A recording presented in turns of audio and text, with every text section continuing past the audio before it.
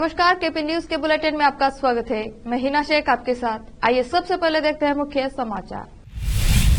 बसवा कल्याण में Betul mall trust की ओर से हजरत शेर सवार द्वारा गरीबों को 10 फूड काउंटर और 15 मसाला मशीनें वितरण किए गए। कुतबुल्लापुर विधानसभा क्षेत्र में उलमाए दिन ने बीआरएस पार्टी के प्रत्याशी को वोट डालने की अपील की। एआईएमआईएम प्रमुख असदुद्दीन ओवैसी का राहुल गांधी पर पलटवार। दिल्ली के मंत्री के घर पर 20 घंटे चली ईडी की छापेमारी।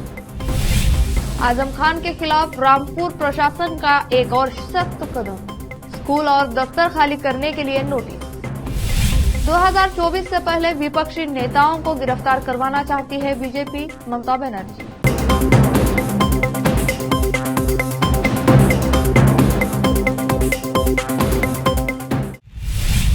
अब समाचार विस्तार से। बसवा कल्याण में बैतुल मॉल ट्रस्ट की ओर से हजरत शेर सवार द्वारा गरीबों को 10 फूड काउंटर और 15 मसाला मशीनें मुहैया कराई। यह ट्रस्ट अब तक 29 बार गरीब और जरूरतमंद लोगों में वितरण कर चुका है और इसकी लागत 1 करोड़ 30 लाख रुपए आई है। कार्यक्रम में बसवा कल्याण के हजरत मौलाना ख्वाजा जिया उल हसन जागीरदार साहब, हजरत ख्वाजा सैयद ताजुद्दीन शेर सवार उर्फ राजा बाग सवार और सिराज बाबा सज्जाद नशीन दरगाह हजरत शेख डेक्कन गुलबर्गा सैयद हुसैन शामिल रहे। हैदराबाद अलहाजा मोहम्मद मोइनुद्दीन निदेशक हजरत शेर सवार बैतुल मॉल ट्रस्ट बसवा कल्याण। कार्यक्रम सभी की गुलपोशी के बाद कार्यक्रम के बाद सभी हस्तियों द्वारा सामग्री सभी को वितरित किए गए। केपी न्यूज के लिए संवाददाता समीर की रिपोर्ट। दीगर मुकामात के डोनर्स के तावन से जुमला 28 स्कीमात पर अमल हो चुका है और आज ये रोजगार स्कीम का प्रोग्राम 29वां स्कीम है और इन स्कीमात पर अब तक जुमला 1 करोड़ 30 लाख रुपए खर्च हुए हैं। प्रोग्रामों की मुख्तसरन तफसील इस तरह है।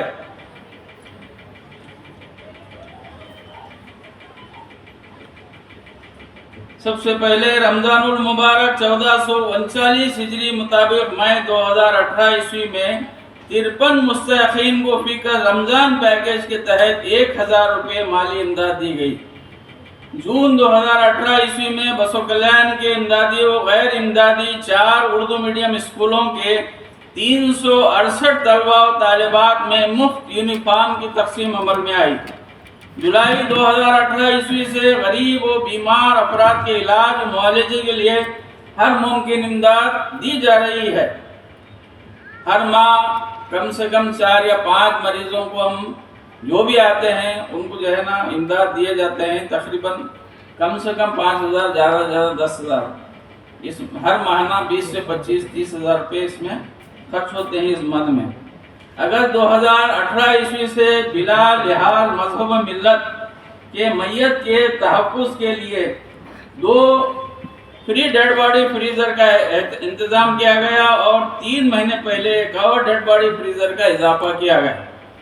अगर 2014 ईस्वी से लावारिस और नादार अफराद की मैयत के लिए जीका वायरस चिकबल्लापुर में मिलते ही भालकी में अधिकतर गली में गंदा पानी जमा हुआ है। भालकी के जनता colony, Siddharth Nagar, Sai Nagar, Ganesh Nagar, church colony, गोपी नगर में नाली का पानी सड़क पर या सड़क के किनारे पाया गया। इससे भालकी में मरीज दिन पे दिन बढ़ते जा रहे हैं। जल्द से जल्द स्वास्थ्य विभाग सैंपल कलेक्ट करके लैब को भेजा जाना चाहिए और नगर निगम विभाग को इस पर कार्रवाई करनी चाहिए। भालकी के केपी न्यूज के लिए संवाददाता सैमुअल की रिपोर्ट। कुतबुल्लापुर विधानसभा क्षेत्र में जीएम फंक्शन हॉल में उलमाए दिन की ओर से आगामी विधानसभा चुनाव में कुतबुल्लापुर से बीआरएस पार्टी के प्रत्याशी केपी विवेकानंदा को वोट डालकर बाहरी बहुमत से जिताने की अपील की है और मुस्लिम माइनॉरिटी के 20 मांग रखी है। केपी विवेकानंदा ने कहा, जिन 20 मांगों को रखा गया उन्हें पूरा किया जाएगा और आगे बात करते हुए कहा कि आज की मीटिंग को देखने के बाद बीआरएस पार्टी की जीत को कोई नहीं रोक सकता। कुतबुल्लापुर में बीआरएस पार्टी जीत का झंडा लहराई गई। कुतबुल्लापुर से केपी न्यूज के संवाददाता निजाम की रिपोर्ट। कुतबुल्लापुर विधानसभा में कांग्रेस पार्टी में घर वापसी का सिलसिला जारी है। खासकर के पूर्व डीसीसी आरआरडी अध्यक्ष केएम प्रताप के पुत्र केपी विशाल के साथ ही फिर से कांग्रेस पार्टी में शामिल होने पर कुतबुल्लापुर कांग्रेस पार्टी में बदलाव देखने को मिल रहा है। इस मुख्य पर केएम प्रताप ने कहा कि कुतबुल्लापुर से कांग्रेस पार्टी के प्रत्याशी कोलान हनुमंत रेड्डी की जीत को कोई नहीं रोक सकता, जिसमें कांग्रेस पार्टी के क्षेत्र के नेता और कार्यकर्ता बड़ी तादाद में शामिल हो रहे हैं। कुतबुल्लापुर से केपी न्यूज के लिए संवाददाता निजाम की रिपोर्ट। कांग्रेस नेता राहुल गांधी ने तेलंगाना के केसीआर पर आरोप लगाते हुए तेलंगाना की जनता से कई वादे किए थे। इस पर एआईएमआईएम सांसद असदुद्दीन ओवैसी ने पलटवार किया है। एआईएमआईएम सांसद असदुद्दीन ओवैसी ने कहा, इनके कांग्रेस एक नेता राहुल गांधी यहां आए और कहा कि केसीआर ने लोगों से इतना पैसा लिया, वो पैसा हम वापस कर देंगे, यानी ये मोदी 2.0 बन गए हैं। 2014 में पीएम मोदी ने हर नागरिक के बैंक के खाते में 15 लाख रुपए जमा करने का वादा किया था, लेकिन 15 पैसे भी नहीं आए, इसलिए वो भी यही डायलॉग बोल रहे हैं। अब लेते हैं छोटा सा ब्रेक के बाद आपका स्वागत है।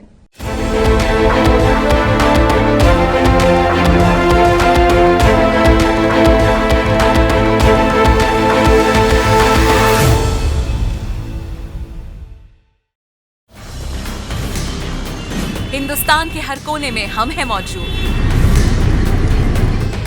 24 घंटे हालात पर गहरी नजर, खबरों से जुड़े चुपते सवालात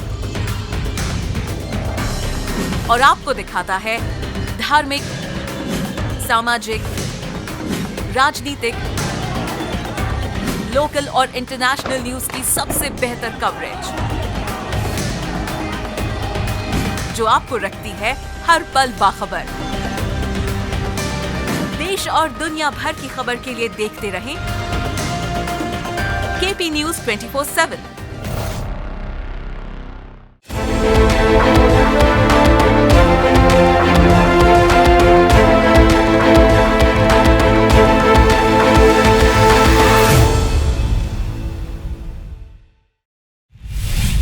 प्रधानमंत्री नरेंद्र मोदी 3 नवंबर को सुबह 10 बजे नई दिल्ली के प्रगति मैदान स्थित भारत मंडपम में वर्ल्ड फूड इंडिया 2023 के दूसरे संस्करण का उद्घाटन किया।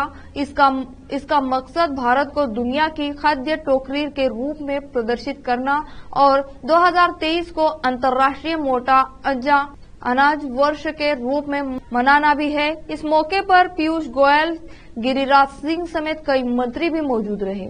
प्रधानमंत्री मोदी स्वयं सहायता समूहों एसएचजी को मजबूत करने के उद्देश्य से 1 लाख से अधिक एसएचजी सदस्यों को बीज और आर्थिक सहायता भी वितरित किया। इससे एसएचजी को पैकेजिंग और क्वालिटी के माध्यम से बाजार में स्थापित होने में मदद मिलेगी। प्रधानमंत्री वर्ल्ड फूड इंडिया 2023 के हिस्से के रूप में फूड स्ट्रीट का भी उद्घाटन किया। इसमें क्षेत्रीय व्यंजन और शाही व्यंजन की विरासत नजर आ रही है। इस फूड फेस्टिवल में 200 से अधिक शेफ भाग हिस्सा ले रहे हैं, जो पारंपरिक भारतीय भोजन पेश करेंगे। समाजवादी पार्टी के नेता और रामपुर के पूर्व सांसद आजम खान की मुसीबत कम होने का नाम नहीं ले रही है। बेटे अब्दुल्ला आजम के फर्जी बर्थ सर्टिफिकेट मामले में जेल में बंद आजम खान के खिलाफ जिला प्रशासन ने एक और सख्त कदम उठाया है। अब रामपुर पुलिस ने आजम खान के रामपुर पब्लिक स्कूल और समाजवादी पार्टी कार्यालय को खाली करने के लिए कह दिया है। इसके लिए रामपुर के जिला निरीक्षक द्वारा नोटिस जारी किया गया है। इससे पहले यूपी सरकार ने आजम खान की जौहर यूनिवर्सिटी को आवंटित 100 एकड़ जमीन वापस लेने का फैसला किया था, जिसे यूपी कैबिनेट से मंजूरी भी मिल चुकी है। दिल्ली के मंत्री राजकुमार आनंद के आवास पर छापेमारी के बाद ईडी के अधिकारी रवाना हुए हैं। उनके घर पर 20 घंटे तक छापेमारी चली। इस बीच ईडी की छापेमारी पर दिल्ली के मंत्री राजकुमार आनंद ने कहा, छापेमारी तो लोगों को परेशान करने का एक बहाना है। तलाशी के दौरान ईडी को कुछ नहीं मिला। मुझे लगता है कि इस देश में सच बोलना और दलितों की राजनीति करना, काम की राजनीति करना और आम आदमी पार्टी में रहना एक गुनाह बन गया है। दिल्ली आबकारी नीति घोटाले को लेकर मंत्री राजकुमार आनंद के ठिकानों पर ये छापेमारी हुई है। उन्हें सीएम केजरीवाल का करीबी माना जाता है। दिल्ली के मुख्यमंत्री अरविंद केजरीवाल को शराब घोटाले को लेकर ईडी के समन पर पश्चिम बंगाल सीएम ममता बनर्जी ने कहा वे सभी को नोटिस भेज रहे हैं। एक ऐसा राज आ गया है जिसे बताने में भी शर्म आती है, क्योंकि अगर दुनिया के लोग इससे देखेंगे तो क्या सोचेंगे। हम देश को कभी छोटा नहीं कर सकते, इसलिए मेरा मानना है कि मौन स्वर्ण है और चांदी बोल रही है। कोलकाता में राज्य सचिवालय में आयोजित संवाददाता सम्मेलन में सीएम बनर्जी ने कहा कि अगले साल के चुनाव से पहले वे भाजपा सभी विपक्षी दलों की आवाज दबाने की कोशिश कर रहे हैं। वे चुनाव से पहले सभी विपक्षी नेताओं को गिरफ्तार करने की योजना बना रहे हैं ताकि वे विपक्षी नेताओं से खाली देश में अपने लिए वोट कर सकें। वे एक साजिश रच रहे हैं। सीएम ममता बनर्जी ने कहा कि केंद्र से पश्चिम बंगाल के लिए मनरेगा की रकम जारी करने की मांग दोहराई। उन्होंने समय सीमा 1 नवंबर से बढ़ाकर 16 नवंबर कर दिया है। फिर से लेते हैं छोटा सा ब्रेक।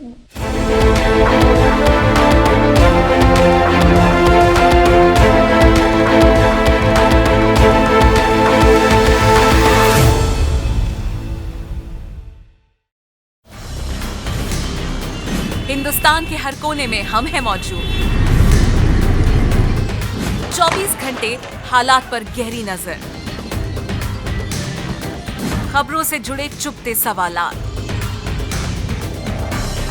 और आपको दिखाता है धार्मिक, सामाजिक, राजनीतिक, लोकल और इंटरनेशनल न्यूज की सबसे बेहतर कवरेज, जो आपको रखती है हर पल बाखबर।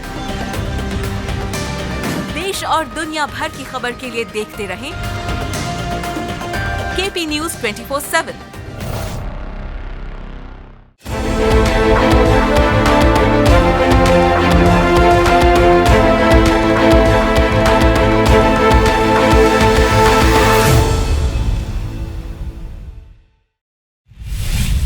ब्रेक के बाद आपका स्वागत है। बिहार नीतीश सरकार ने गुरुवार को 1,20,000 शिक्षकों को नियुक्ति पत्र बांटे।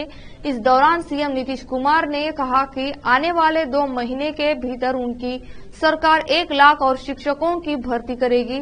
बिहार के सीएम ने जानकारी देते हुए बताया कि राज्य में महागठबंधन सरकार 2024 के अंत तक राज्य के युवाओं को 10 लाख नौकरियां और 10 लाख से अधिक रोजगार के अवसर प्रदान करने का लक्ष्य हासिल करेगी, जैसा कि उन्होंने पिछले साल वादा किया था। पटना के गांधी मैदान में हुए नियुक्ति पत्र वितरण कार्यक्रम के दौरान बिहार के डिप्टी सीएम तेजस्वी यादव भी मौके पर मौजूद रहे। टीएमसी सांसद महुआ मोइत्रा ने लोकसभा अध्यक्ष ओम बिरला को पत्र लिखकर एथिक्स कमेटी के व्यवहार पर सवाल खड़े किए हैं। पत्र में उन्होंने लिखा है, मैं आज बहुत व्यथित होकर आपको पत्र लिख रही हूं। उन्होंने कहा कि उनके साथ चिरहरण जैसा व्यवहार हुआ। बीजेपी सांसद विनोद कुमार सोनकर ने मामले से संबंधित सवाल पूछने के बजाय दुर्भावनापूर्ण और अपमानजनक तरीके से उनसे सवाल किए। अध्यक्ष द्वारा आचार समिति की सुनवाई में मेरे साथ किए गए अनैतिक, घृणित और पूर्वग्रह पूर्ण व्यवहार के बारे में आपको अवगत करा सकूं, इसलिए पत्र लिख रही हूं। उनके पत्र में लिखा है, मैं आपसे तुरंत आग्रह करूंगी कि कथित एथिक्स कमेटी की सुनवाई की आड़ में उपरोक्त लोगों द्वारा मुझे व्यक्तिगत अपमान और दुर्भावनापूर्ण आचरण का शिकार बनाया गया। उन्होंने कहा कि इन सब से उन्हें सुरक्षा दी जाए। समिति को खुद को आचार समिति के अलावा किसी अन्य नाम से नामित करना चाहिए, क्योंकि इसमें कोई नैतिकता और नैतिकता नहीं बची है।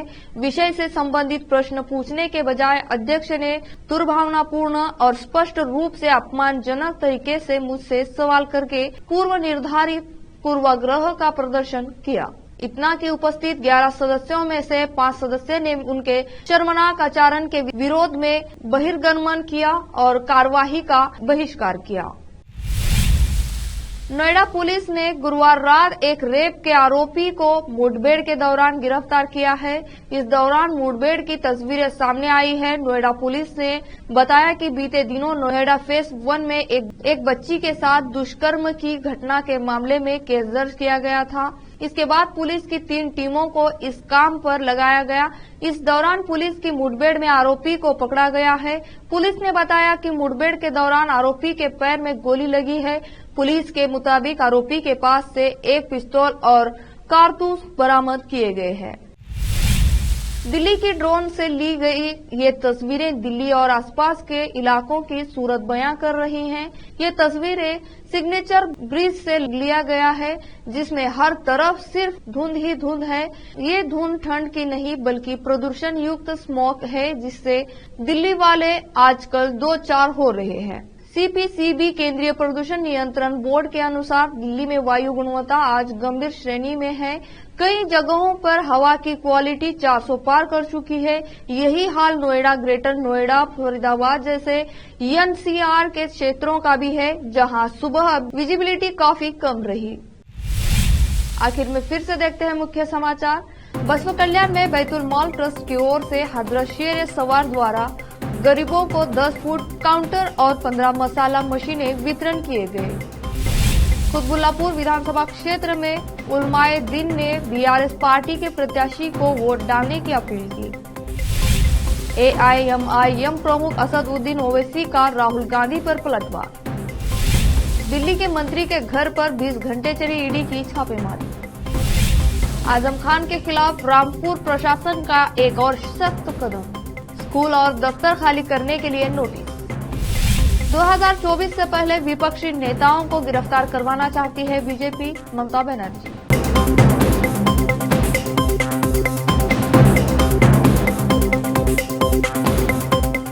केपी न्यूज के बुलेटिन में आज इतना ही। देश और दुनिया की ताजा खबरों के लिए देखते रहिए केपी न्यूज 24/7। धन्यवाद।